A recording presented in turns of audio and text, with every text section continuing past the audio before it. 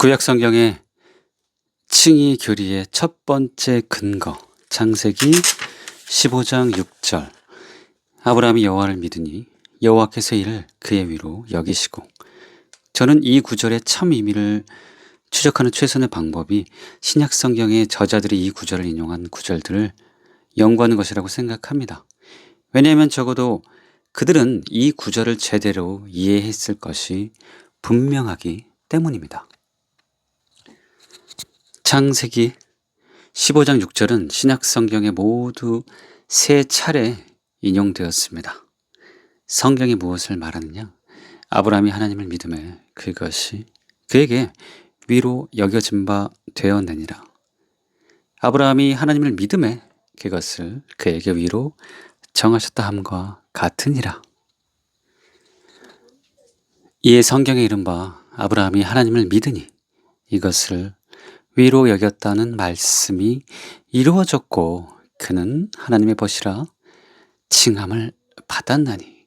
우리가 이 구절들을 철저히 연구하면 칭의의 교리를 바르고 깊게 이해할 수 있습니다. 그러므로 이 세 구절을 순서대로 하나씩 연구해 보도록 하겠습니다. 첫째, 신약의 첫 번째 인용, 갈라디아서 3장 6절. 아브라함이 하나님을 믿음에 그것을 그에게 위로 정하셨다 함과 같으니라. 제가 더 유명한 책인 로마서에 나오는 더 유명한 구절, 로마서 4장 3절보다 이 구절을 먼저 다루는 이유는 갈라디아서가 로마서보다 먼저 쓰였기 때문입니다. 더구나 같은 장 2절 뒤에 갈라디아서 3장 8절이 나오기 때문입니다. 그 구절이 왜 중요한지 설교를 듣다 보면 저절로 이해가 되실 것입니다. 지금부터 갈라디아서 3장 6절에 대해 자세히 설명해 드리겠습니다. 첫째, 창세기 15장 6절이 왜 칭의의 교리의 근거인가? 바울은 율법의 행위가 아니라 믿음으로 의롭다함을 받는다고 주장했습니다. 그리고 그 근거로 로마서 4장과 갈라디아서 3장에서 믿음의 조상 아브라함을 예로 들었습니다. 그런데 아브라함이 믿은 것은 자손에 대한 하나님의 약속입니다. 여호와의 말씀이 그에게 임하여 이르시되 그 사람이 내 상속자가 아니다. 내 몸에서 날 자가 내 상속자가 되리라. 그를 이끌고 밖으로 나가 이르시되 하늘을 우러러 무뼈를 셀 수 있나 보라. 또 그에게 이르시되 내 자손이 이와 같으리라. 아브라함이 여호와를 믿으니 여호와께서 이를 그의 위로 여기시고.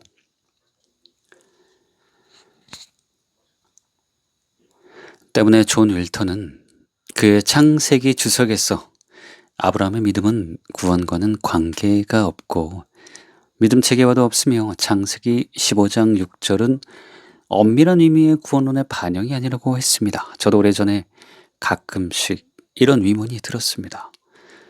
자손을 무별처럼 많게 해주시겠다는 약속을 믿었는데 왜 그것이 위가 되지?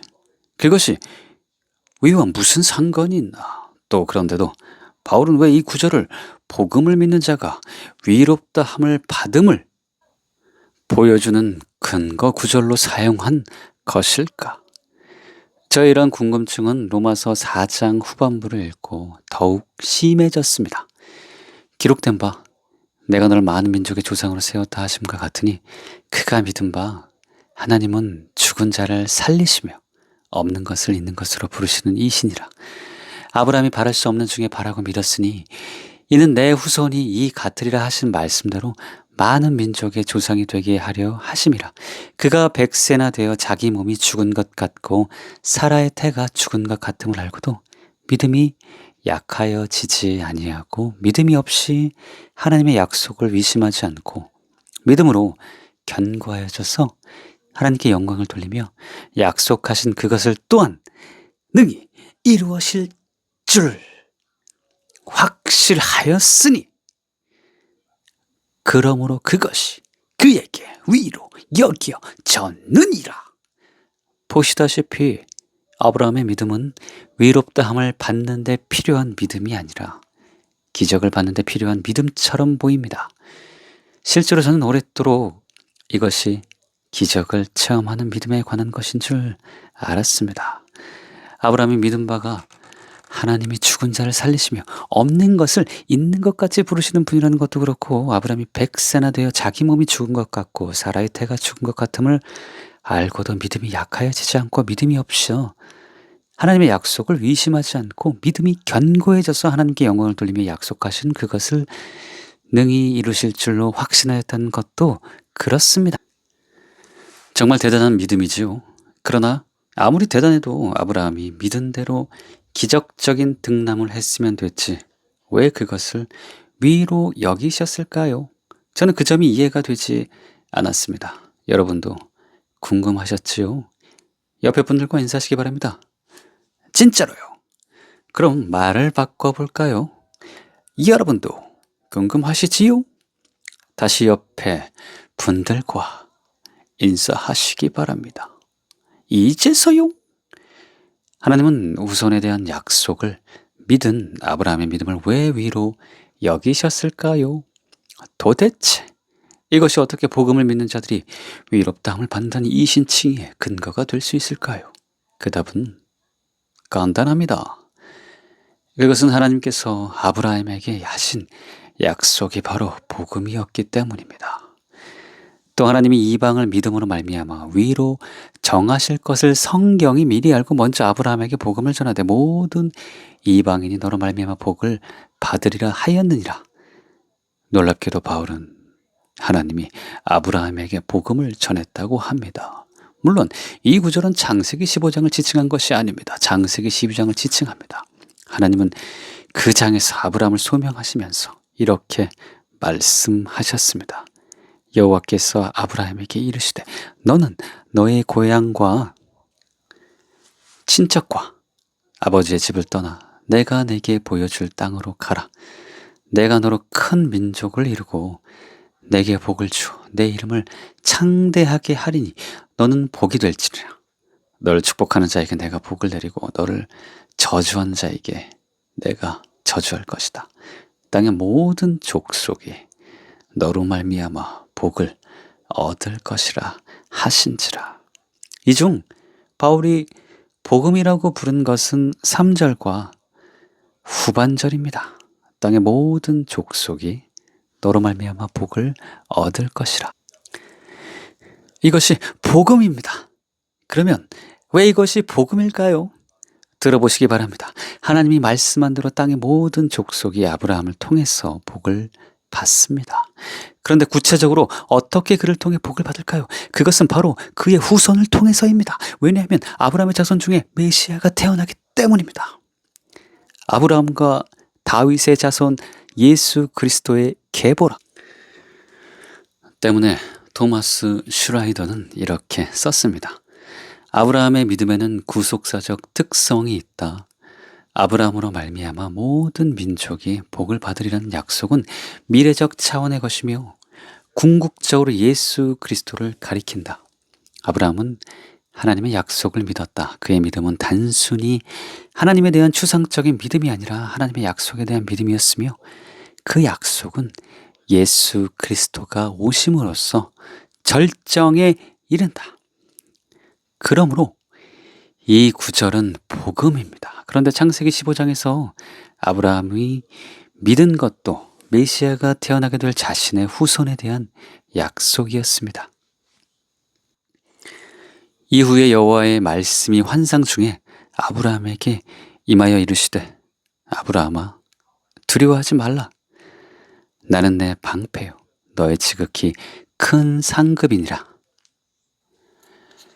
아브라함이 이르되 주 여호와여 무엇을 내게 주시려 하나이까? 나는 자식이 없사오니 나의 상속자는 이 다메섹 사람 엘리에셀이니이다. 아브라함이 또 이르시되 주께서 내게 씨를 주지 아니하셨으니 내 집에서 갈린 자 내 상속자가 될 것이니라. 여호와의 말씀이 그에게 임하여 이르시되 그 사람이 내 상속자가 아니라 내 몸에서 날 자가 내 상속자가 되리라 하시고 그를 이끌고 밖으로 나가 이르시되 하늘을 우러러 무뼈를 셀 수 있나 보라. 또 그에게 이르시되 내 자손이 이와 같으리라. 아브라함이 여호와를 믿으니 여호와께서 이를 그의 위로 여기시고. 아브라함이 자신의 상속자로 여겼던 엘리에셀을 통해서는 메시아가 태어나지 않습니다. 그의 몸에서 태어날 이삭을 통해서만 메시아가 이 땅에 오십니다. 때문에 내 몸에서 날 자가 내 상속자가 되리라. 하늘을 우러러 무뼈를 셀 수 있나 보라. 내 자손이 이와 같으리라는 말씀은 바울이 복음이라고 한 창세기 12장 3절에 너로 말미암아 천하 만민이 복을 받으리라는 동일한 내용의 말씀입니다. 그러므로 창세기 12장 3절뿐 아니라 이 약속도 복음입니다. 그래서 아브라함이 이 약속을 믿은 것을 하나님께서 그의 위로 여기신 것입니다. 그것을 바울이 갈라디아서 3장과 로마서 4장에서 설명했고 다시 로마서 4장 후반부에 설명했습니다. 4장 10절에 보면 기록된 바 내가 너를 많은 민족의 조상으로 세웠다 하심과 같으니 그가 믿은 바 하나님은 죽은 자를 살리시며 없는 것을 있는 것으로 부르시는 이신이다라고 기록되어 있습니다. 그래서 왜 이것을 믿은 것을 하나님께서 위로 여기시지라는 위문이 생깁니다. 그러나 그 다음 구절이 중요합니다. 거기에 뭐라고 기록되어 있습니까?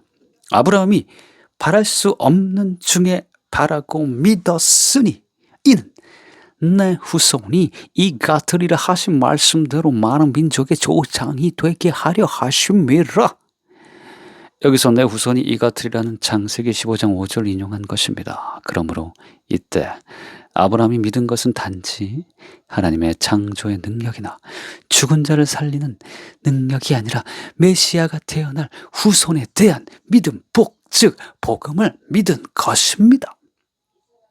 그래서 하나님께서 아브라함의 믿음을 위로 여기신 것입니다. 사랑하는 여러분, 복음이 무엇입니까? 바울이 잘 말한 대로 복음은 하나님의 아들에 대한 소식입니다. 예수 그리스도의 종 바울은 사도로 부르심을 받아 하나님의 복음을 위하여 택정함을 입었으니 이 복음은 하나님이 선지자들을 통하여 그의 아들에 관하여 성경에 미리 약속하신 것이라.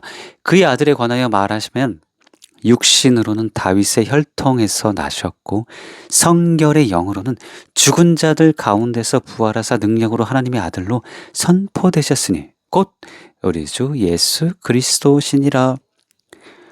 복음은 구약시대에는 오실 메시아에 대한 소식, 신약시대에는 오신 메시아에 대한 소식입니다.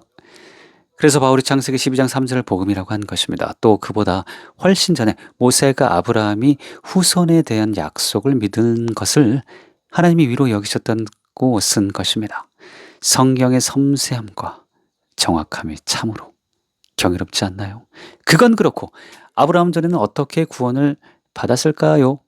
역시 복음을 통해서입니다.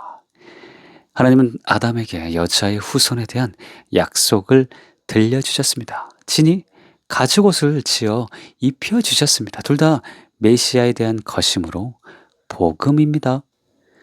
또 아벨은 가인과 달리 짐승의 피로 제사를 드렸고 하나님이 그 제사를 연락하셨습니다. 그런데 히브리서 저자는 아벨이 믿음으로 제사를 드렸다고 했고 믿음은 들음에서 납니다. 이로 보건대 아벨은 아담에게서 짐승의 피로 제사를 드려야 한다는 것을 들었고 그것을 믿은 것입니다. 즉 복음을 믿은 것입니다. 중약하고 그 뒤에 이스라엘 백성들에게 더 구체적으로 복음이 전파되었습니다.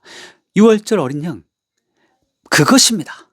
왜냐하면 그것은 세상 죄를 지고 가는 하나님의 어린 양인 예수님을 뜻하기 때문입니다.